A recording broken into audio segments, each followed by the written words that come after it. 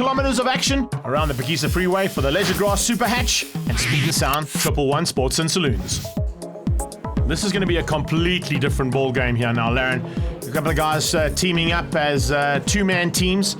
There is a compulsory pit stop that has to happen. You can see Joel from Speed and Sound is fired up there. So is Mark Friedman, giving Ricky Jonakara a little kiss for good luck. Well, it's actually pretty dismal. The car hasn't run well all weekend. We replaced a module, had quite a few shorts on in the engine bay. We fixed them. We've got the car running now. Didn't really qualify well. Just did 2 laps and cut out completely, got it towed in. And we think we've got it sorted, but you never know until you're in the race. Another driver that'll be campaigning on his own is Hilton van Nieuwenhuizen. We've been very successful for the last, I think, about 3 years at the Phakisa 200 when it was still the 2 hour. So this year I'm trying it alone. Last year I rode with Brett. Hopefully this year I do well, and I'm trying to take index as well and try and take first overall in Super Hatch. Nick Martin's going to push you hard along with his teammate Dirk Lawrence. The aim today is to finish. Not like last year, get 3 quarters and then not finish. We need points desperately this season, so we've got to get to the end. My co-driver is Dirk Lawrence. He's a very experienced nationals, regional driver. Got his colours last year, so fantastic fit to the team. One set of tyres, one fuel stop if you have to put fuel in the car. You have to come in and take a wheel off, put it flat on the ground, put it back on the car. The driver has to get out and wash the windscreen. You can then change drivers and back out after that pit stop, and it's 200 k's of action headed your way.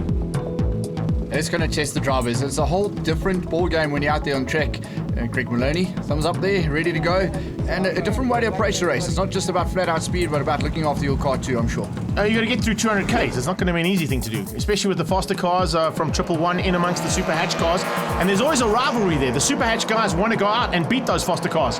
As you can see, the fast cars getting off the line nicely. Harry Oranges was on pole. He started the race. Charles Oranges will join him a bit later on. And that's how the teams are going to be. But look out, because you've got Poseidon in there. Here comes Gianni Jonakara and me side by side. Jeff Kruger on our tail. In fact, it was John Kruger who started the race. First time for him back in racing. Greg Maloney, look at the concentration. That's just the start of the race. 200 kilometers of much the same thing and a pit stop in the middle. And hopefully an energy drink in that little gap. You'll have to get something in at some point, I can tell you. Oh, there comes Yanni van Rooyen looking for a way through on the Sirocco early on.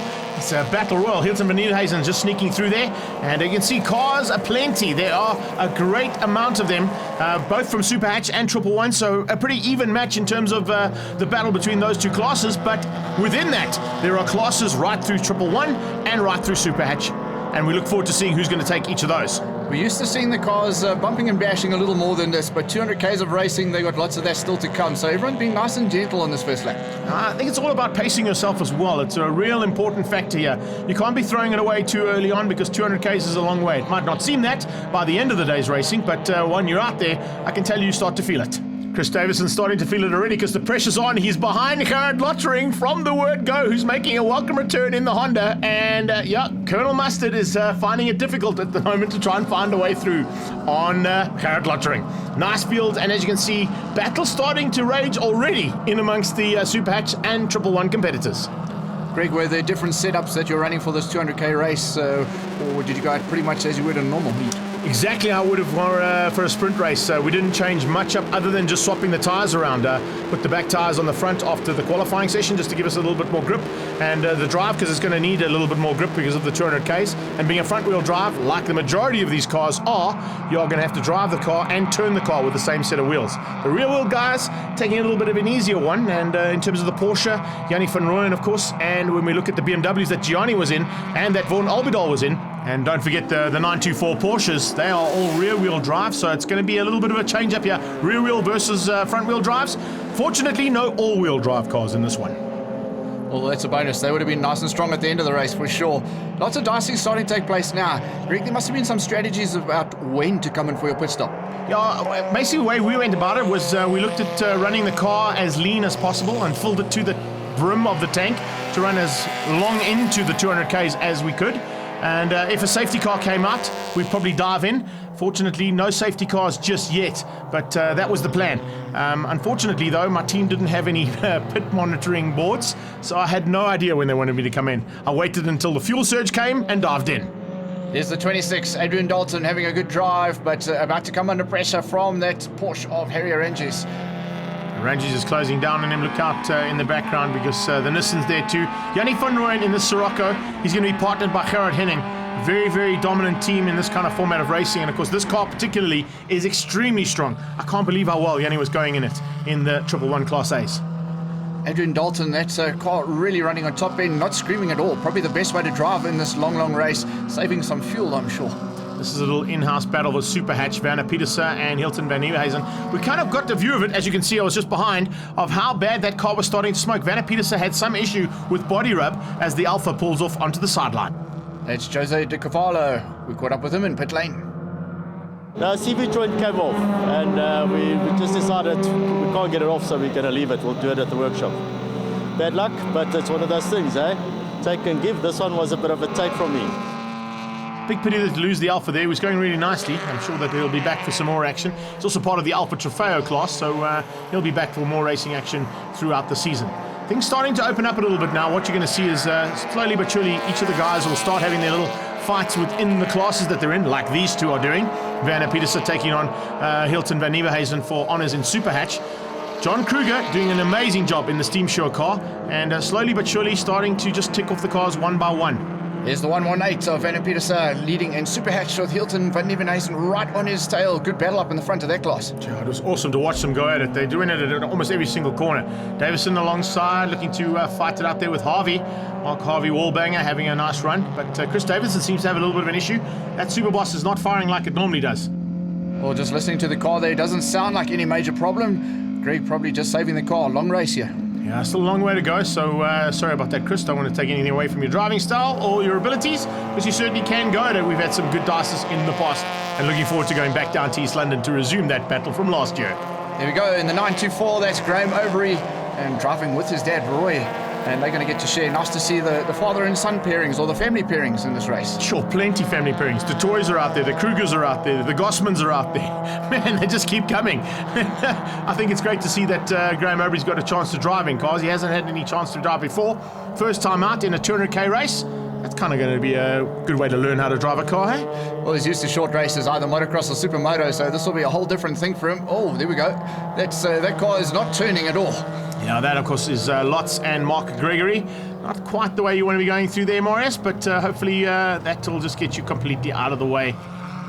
Speaking out of the way, whoa, Tony Himes has gone out of the way and got completely out of shape and spun out through Unchini 2. He's actually in the middle of the circuit between Unchini 1 and 2. Where are you going, Tony Himes? You can't walk to the front of the car in the middle of the track, buddy. That is going to be extremely dangerous. Well, it was also Robert Stoltz who had spun there. He gets going, but on board here with Greg Maloney as he comes through the turn. Wow, has to take evasive action sideways into the kitty litter all over the place. Greg, what happened there? Can I tell you what happened there? Unfortunately, Tony Harm's car was in the middle of the track. There were no flags, although they're waving now. And when we came into Unchini 1 and Unchini 2, two cars in the middle of the circuit and a Marshall, which I missed by about 2 centimeters. Here we go, the restart. Harry Aranges takes over the race lead. Adrian Dalton back to second place. And look at the gap they really got just off the line. You can see just how busy it got in the mid-pack when all of a sudden all the slower cars were back in amongst the faster ones. John Okoro and Turner, and of course the Koenigs in there too in the Northern Bolton tool machine, and having a good run into the top 10 overall. So a good possibility of scoring well in the Index Series. Part of the race, everyone was waiting for that sunset, and things are going to start to change now. The whole depth perception thing is a challenge when that sun goes down. The sun started to go down dramatically, the moon started to rise, and it was time for lights on, and most of the time it was also pit stop time. And you can see a lot of cars peeling in at that point to try and get their pit stop sorted. I had to come in because the wheel is loose. I don't know what happened there, so I think I was doing quite well, and I have to see now what I've been doing here.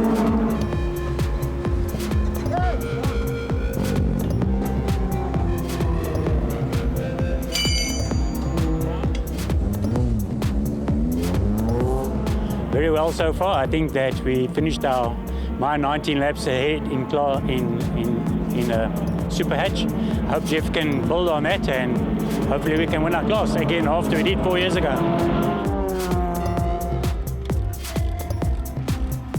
Yeah, it's pretty tough out there. I was having a good race with my teammate Greg Maloney. Yeah, trying to keep it consistent. Car's running good. Let's hope we make it to the finish, huh?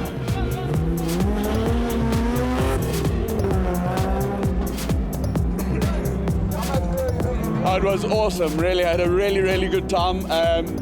Sun gets in your eyes a little bit, but track is good. Car felt good. Had a nice dice with a couple guys, so all in all, good day. I can see things starting to heat up in pit lane here. This is Graham Aubrey now handing over to Roy Aubrey, who'll be making his way back out onto track for the last part of these 200 kilometers of racing.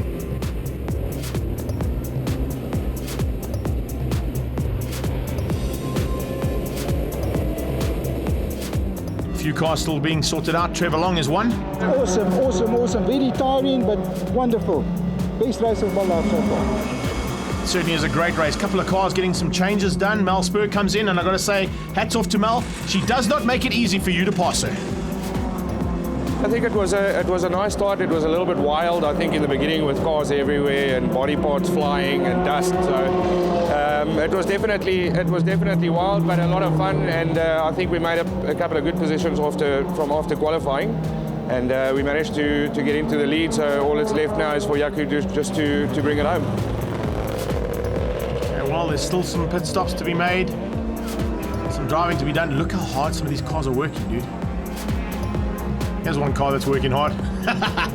And no driver change in this one. A sip of energy drink and get the wheel off and on and back out again. So refresh in a short time. Just make sure you clean the windscreen, otherwise they're going to dock you like a lap. It's ridiculous.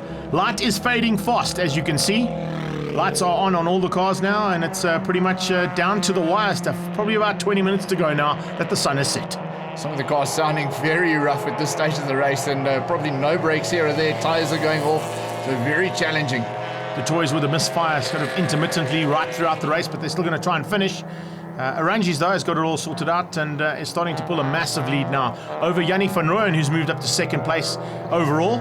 John and Jeff Kruger. We spoke about the fact that Jeff Kruger was going to start to make some maneuvers through the field. It's exactly what he did. And he started to tick them off one by one, and in the dying light is certainly going to be one of the contenders to get into the top three. Yanni van Rooyen in that Scirocco coming into his own right at the end of the race. Unfortunately, we're seeing Adrian Dalton dropping back a few places. Problems on Dalton's car. Actually, myself and Jeff Kruger closing in on him to try and find a way past and make up that lap. There you can see he's fallen into the clutches of the mid-pack, but he's trying to nurse it home. No giving up there from Dalton in the Extra Shoes Golf and 8-valve machine. Well, I suppose it's this time of the night when you turn the lights on, you're hoping that they come on, because if they don't, it's going to be a very tough evening for you as we start to see the sparks coming from the wheels. I want to say something about that. Jeff Kruger said to me that my car was sparking. Well, there you go, Jeff. We've got proof that yours was too. Checkered flag about to come out, though, for Harry Arangis, who will take the Phakisa 200 for 2015, along with his dad, Harry. Yanni van Rooyen and Gerard Henning come through for second, and Jeff and John Kruger will take third place overall, winning the Super Hatch Class A's. Well done to Bruce Turner and Johnny Jonacaro for taking 111 Class B's, and in the C's, it was all about Andy Gossman and Jean Gerber. Class D eventually going to Louis Scholz and Gerard Lottering. A great effort from them, and we caught up with the Arangis after this race. What a race, fantastic. 2 years in a row, first year we broke a CB, second year we broke a bearing, and this year we won. Great stuff. Yeah, finally, finally. So I'm telling you, we've had a hard day's racing. So, to have this win for the team after, trials and tribulations, I can just say thanks to everyone and really well done. Finally, we won this.